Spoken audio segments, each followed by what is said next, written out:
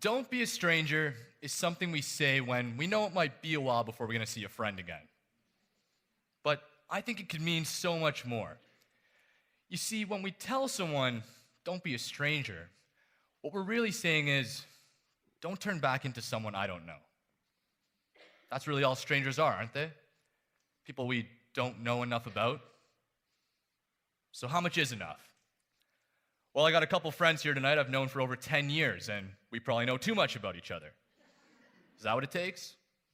It can't be, because I'm competing against some friends tonight that I've known for less than a year, and we're not strangers. In fact, I got a haircut from a barber 2 days ago who told me she likes public speaking, so I gave her a ticket, and I don't think she's a stranger anymore either. So what draws the line between strange and stranger? And I make that distinction because, if I'm being honest, I got some pretty strange friends. But when did they stop being strangers? That's what's hard to tell. I was just in Beijing, and it's super tricky to get a cab there. Uber and Lyft are banned, and the alternative they have there, Didi, is entirely in Mandarin, which I speak a whole 2 words of. So thankfully, the hotel had given me a business card I could show people in case I got lost, so they would know where I want to go. Though actually thinking about it, that may have just been some genius marketing, because I showed that card to everyone. But anyways, once I finally managed to get a cab, I'd show the driver the card, and most of the time they'd get me to the hotel or somewhere close enough. But this one time I show it to a guy, and he barks something at me that doesn't sound anything like what the other driver said when I showed them the card. And before I can figure out what's going on, he just takes off down the highway. So I'm feeling a little nervous. I'm hoping that he's figured out where I'm going, but I'm looking around and thinking, I ain't seen that building before. But I figure, you know what? Let this guy do his job.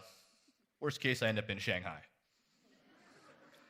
Now, after about 10 to 15 minutes of tense, awkward silence, I think it might be a time to bust out my love of whistling, because this can't get worse. So I start whistling one of my favorite songs.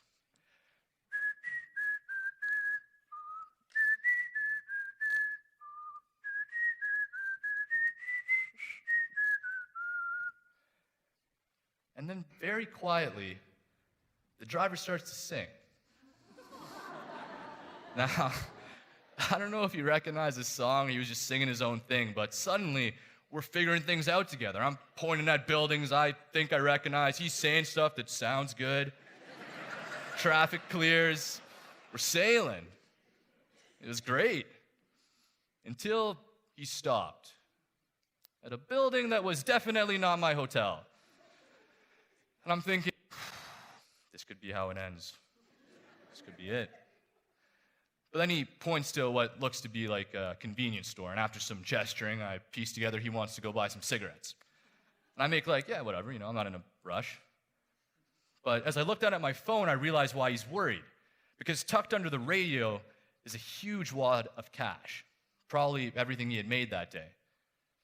So I smile my best, I'm not a thief, smile.